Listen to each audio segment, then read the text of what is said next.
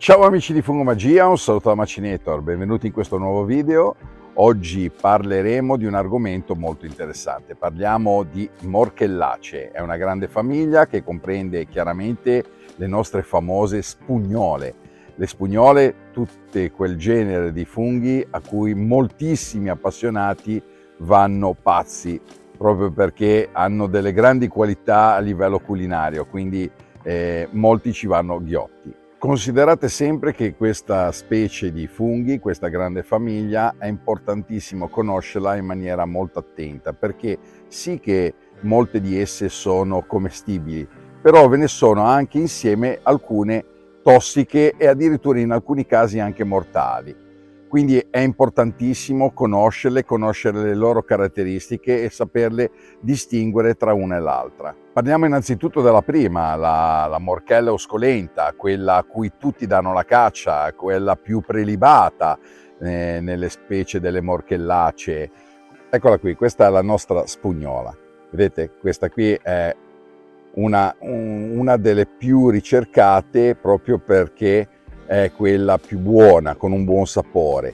Tutte queste specie comunque considerate che hanno un odore spermatico, quindi è un odore un po' forte, che però questo poi in cottura viene assolutamente perso e subentra invece un sapore molto gradevole.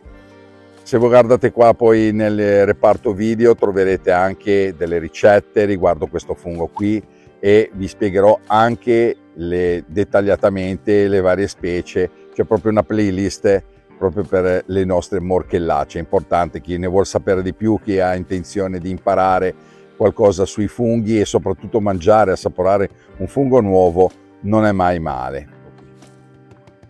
Ecco qui, come potete vedere la nostra mitrofora semilibera ha praticamente, rispetto alla nostra spugnola, un gambo molto lungo, col suo cappellino piccolo. Come vi ho detto prima, come potete vedere il cappello ha tante piccole pieghe, sembra veramente un lenzuolo ripiegato su se stesso, stropicciato, e il cappellino è praticamente appoggiato sul gambo direttamente. Questo può diventare anche molto più grande di quella che io ho in mano. È un fungo veramente delizioso. Questo qui, rispetto alla spugnola, che ha un sapore normalmente di pollo, questo qui ha un gusto quasi che si avvicina alle trippe. Questo vale anche per la nostra verpa boemica. Questa è la nostra verpa boemica, è un fungo, come vi ho detto, eccezionale. Questo qui, se noi adesso lo andiamo a tagliare, potremo notare che all'interno ha praticamente il gambo pieno, non ha praticamente il gambo cavo come può essere il cappello, che invece per tutti è uguale. Anche questo qui, come la mitrofora semilibera, ha il cappellino appoggiato praticamente sul gambo, e anche questo qui sembra un lenzuolo stropicciato rispetto alla nostra spugnola euscolenta, che quella lì invece ha il cappellino che sembra proprio un nido delle api. Una caratteristica fondamentale che le potrà distinguere queste tre specie di morchellacee sarà quella che, se noi le andremo a tagliare, la nostra morchella esculenta al taglio risulterà completamente cava sia nel gambo che nel cappello, mentre le altre due specie troveremo il gambo completamente pieno, mentre il cappello sarà aperto, come la nostra morchellacea. Ricordiamoci che questa grande famiglia, quelle delle morchellacee, sono tutti funghi saprofiti. Quindi i funghi saprofiti sono funghi che si nutrono di sostanze organiche che sono presenti nel nostro sottobosco.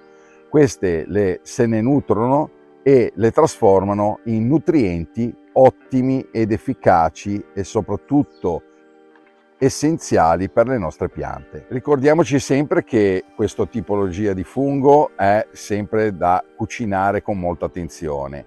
Hanno bisogno tutte di una lunga cottura, perché ci sono delle piccole tossine che mangiate crude possono dare grossi problemi a livello intestinale, e quindi sono sostanze termolabili. Quindi cosa vuol dire termolabili? Che in cottura queste evaporano e diventano praticamente inefficaci, quindi non succederà nulla, non ci succederà nulla, potremo consumarle tranquillamente.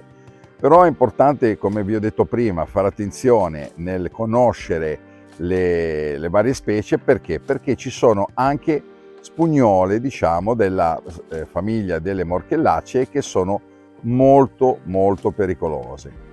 Innanzitutto una che potrebbe essere la Gyromitra esculenta o la Gyromitra gigans, sono due specie di morchellacee che sono veramente pericolose.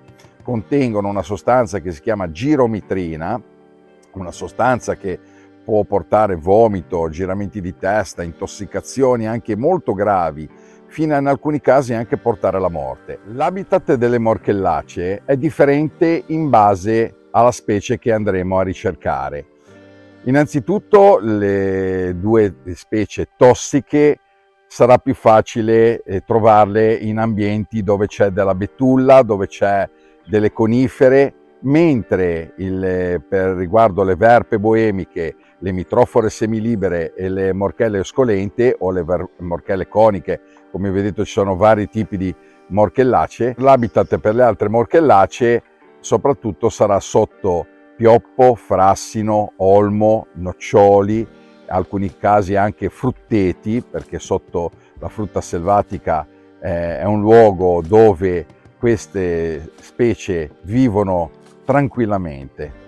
Cari amici, mi raccomando, nelle vostre uscite, quando trovate funghi che non conoscete, non affidatevi ai fantomatici esperti del paese o della zona o del vicinato, ma affidatevi chiaramente agli enti preposti. Gli enti preposti sono nient'altro che le ASL, dove all'interno troverete sicuramente dei micologi che potranno identificare i vostri funghi.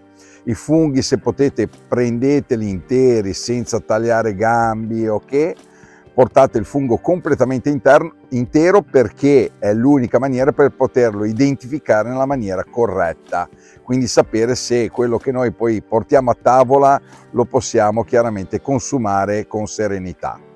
E non affidatevi chiaramente ai video che anch'io vi faccio, perché il video che vi faccio è puramente didattico, ma non potete fare chiaramente, per un discorso di esperienza, dei confronti con i funghi che trovate a quelli che vedete nei miei video o nei video comunque di altre persone. Mi raccomando, perché con i funghi non si scherza mai, ok?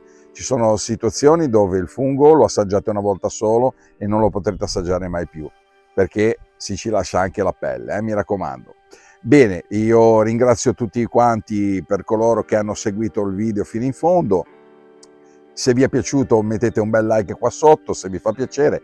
I commenti fateli qua nel video, qua sotto, così potremo anche discutere e parlare di tutto ciò che non vi è stato chiaro, e se ho tralasciato qualcosa nel video chiedo scusa, ma giustamente i commenti sono fatti apposta proprio per poter chiarire le vostre lacune che magari vi sono venute seguendo il nostro video.